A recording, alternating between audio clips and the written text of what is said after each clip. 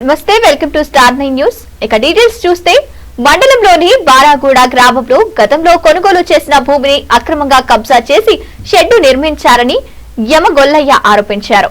బాధితుడు యమగొల్లయ్య వివరాల ప్రకారం తమ తండ్రి పాపయ్య 1988 సంవత్సరంలో గురజాల కిష్టయ్య అనే వ్యక్తి వద్ద నుంచి సర్వే నంబర్ 86లోని ఇంటి స్థలాన్ని కొనుగోలు చేశారని తెలిపారు. అనంతరం గురజాల కిష్టయ్య మరణించగా అతని కుమారుడు గురజాల సత్తయ్య ఎవరికీ తెలియకుండా భూమిని పట్టా చేయించుకుని అక్రమంగా కబ్జా చేశారని ఆరోపించారు. ఈ విషయంపై కోర్టులో పిటిషన్ దాఖలు చేయగా కేసు ప్రస్తుతం కోర్టులో నడుస్తుందని చెప్పారు. అయితే కేసు నడుస్తుండగానే సంబంధిత భూమిలో రేకుల షెడ్డు నిర్మాణానికి ప్రయత్నించారని, తాము ఆ పనిని అడ్డుకున్నామని తెలిపారు. దీనిపై తమపై అక్రమ కేసులు నమోదు చేసి షెడ్డు నిర్మాణాన్ని ఆపకుండా పూర్తి చేశారని యమగొల్లయ్య కుటుంబ సభ్యులు ఆవేదన వ్యక్తం చేశారు. ఈ విషయంపై గ్రామ పంచాయతీ కార్యదర్శిని చరవాణి ద్వారా సంప్రదించగా మేము ఎలాంటి నిర్మాణ అనుమతి ఇవ్వలేదు, గురజాల సత్తయ్యకు పర్మిషన్ లేకుండా షెడ్డు నిర్మించరాదని నోటీసు పంపించాం. ఈ విషయాన్ని ఉన్నతాధికారుల దృష్టికి కూడా తీసుకువెళ్తామని తెలిపారు. ఈ ఘటనపై సంబంధిత అధికారులు పూర్తి స్థాయిలో విచారణ జరపాలని గ్రామస్తులు కోరుతున్నారు.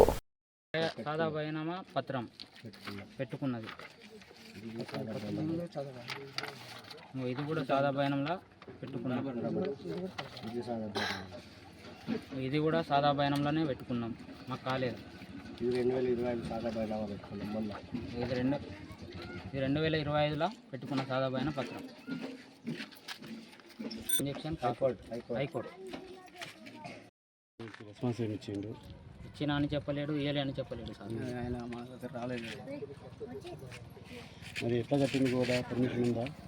పర్మిషన్ మాకు తెలియదు సార్. పర్మిషన్ ఉంది తెలియదు, లేని తెలియదు. పోలీసులను తీసుకుని వచ్చాను, కట్టేసిండు. పోలీస్ స్టేషన్ పోయినా బ్యాండ్ ఓవర్ చేసిండ్రు మమ్మల్ని.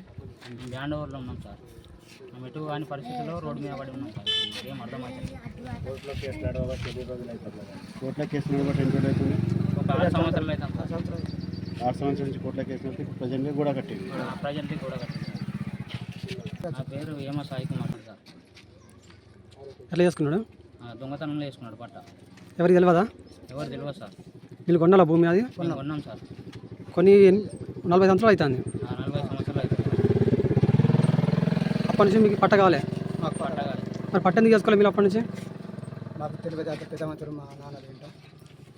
మాకు అదే పేపర్ చిన్న దొరకలేదు కూడా. సుబ్బాద్ జిల్లా రాజనాథ్ మండల్ శివపూర్ బారగూడ శివపూర్ గ్రామం.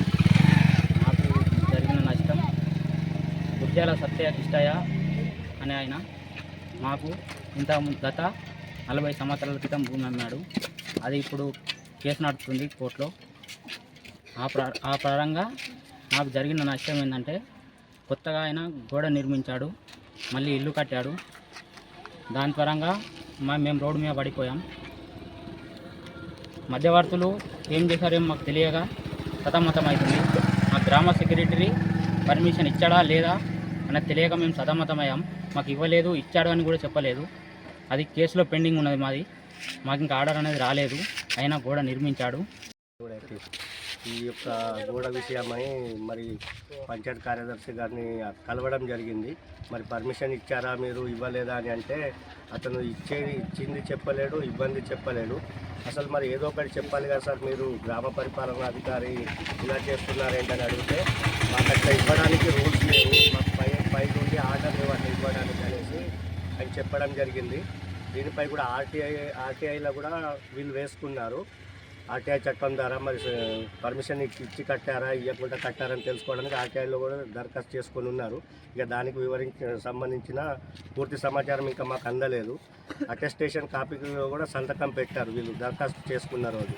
అది విషయం. పంచాయతీ కార్యదర్శి ఇది ఒక్క విషయమే కాకుండా బారగూడ గ్రామ పంచాయతీలో నిర్మాణం చేస్తున్నటువంటి ఎన్ని ఇండ్లు ఉన్నాయో కూడా వాటికి కూడా అసలు పర్మిషన్ ఇచ్చి కట్టిస్తున్నారా, పర్మిషన్ ఇవ్వకుండా కట్టిస్తున్నారా అనేది వారు కూడా పబ్లిక్తో పాటు మా నాలాంటి నాయకులు కూడా సందిగ్ధంలో ఉన్నారు.